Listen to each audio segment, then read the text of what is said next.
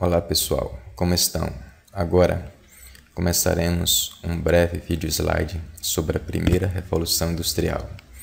Abordaremos o início dessa revolução, a migração do homem do campo para a cidade e as transformações urbanas e sociais e suas consequências. Antes de acontecer a primeira Revolução Industrial, a maior parte da Inglaterra era uma sociedade agrícola e com baixo padrão de vida. Sua parte de mão de obra era inexistente, porque a maioria da população ainda vivia como na Idade Média, usando equipamentos e ferramentas rudimentares. O povo inglês não sabia que seu estilo de vida rural iria mudar drasticamente e para sempre. Porém, a primeira Revolução Industrial começaria bem lentamente e de uma forma gradativa e doméstica. A própria família produzia os bens de consumo. Quando sobrava uma parte da produção, a família comercializava ou trocava os bens produzidos em seus lares por outros bens produzidos por outras famílias, como utensílios de cozinha ou ferramentas de trabalho.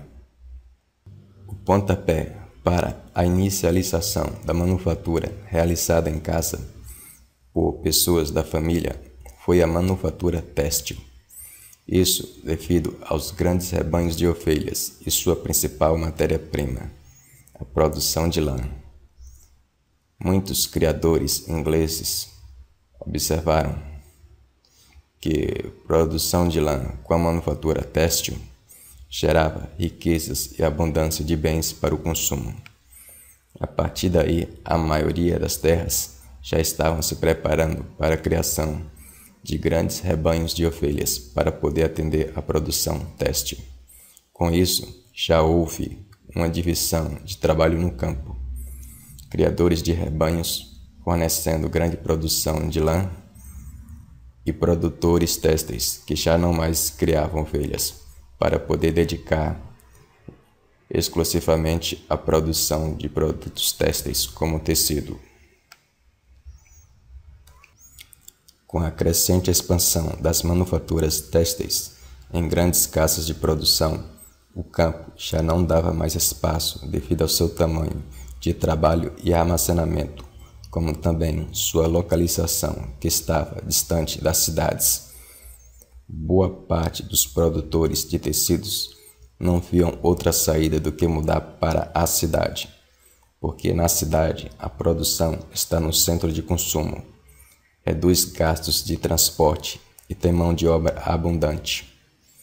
E todos esses fatores causaram um forte impacto que não só seria sentido na sociedade inglesa, mas mudaria o estilo de vida de muitos habitantes pelo globo terrestre. As crescentes mudanças de produção de manufaturas do campo para a cidade causou também um êxodo rural, do homem do campo para a cidade.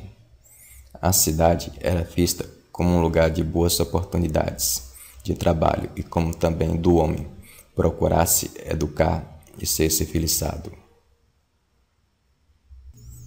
Porém, isto era uma propaganda que ocultava o lado obscuro da vida de grandes metrópoles como Londres.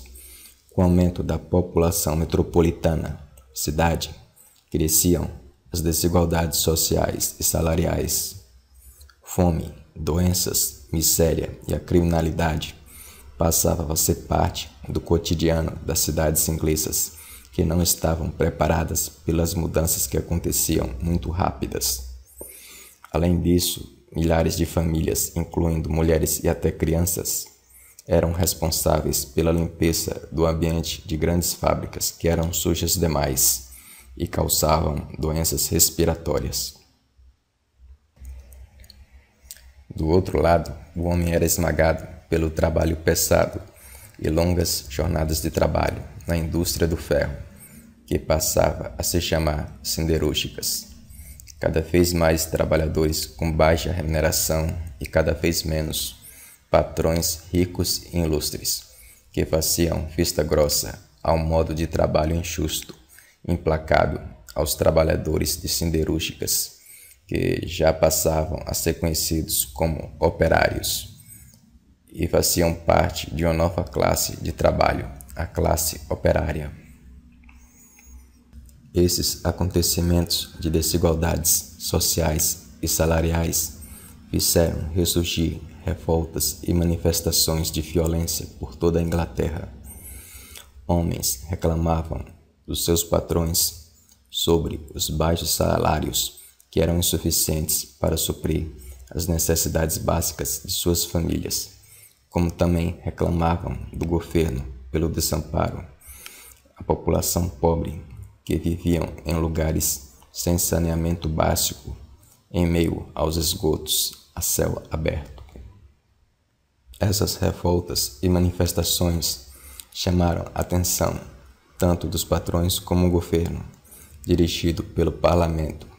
Desde já, o parlamento criou a Lei das Minas em 1842, que proibia mulheres e crianças trabalharem nas minas de carvão em ambientes insalubres, como fábricas.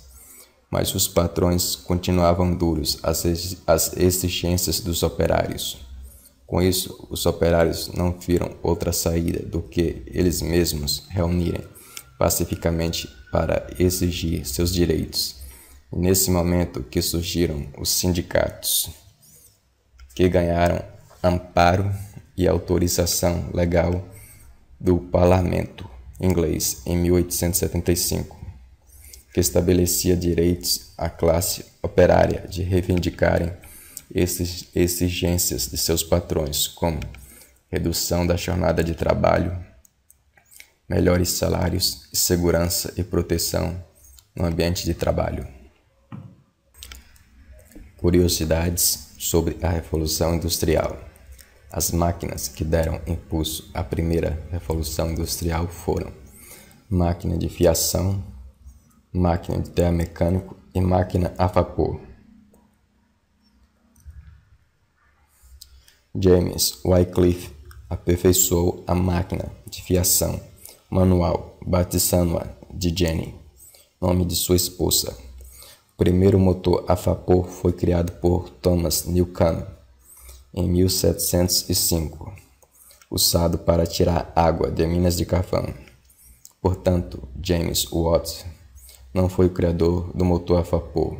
Watt aperfeiçoou o motor a vapor, tornando-se mais potente em 1781. Bem, pessoal, chegamos ao fim da nossa videoapresentação sobre a primeira Revolução Industrial. Espero que tenham gostado. Inscrevam-se no canal Foco do Vestibulando para serem avisados sobre novas publicações. Também receba de brinde nosso livro digital, Segredos de Técnicas de Redações para o Enem e o Vestibular.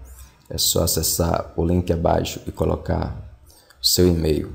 Além de receber o livro digital em PDF, também passaremos dicas de vestibulares e ofertas de cursos online preparatórios para o Enem e o Vestibular. Ok? Até a próxima, pessoal.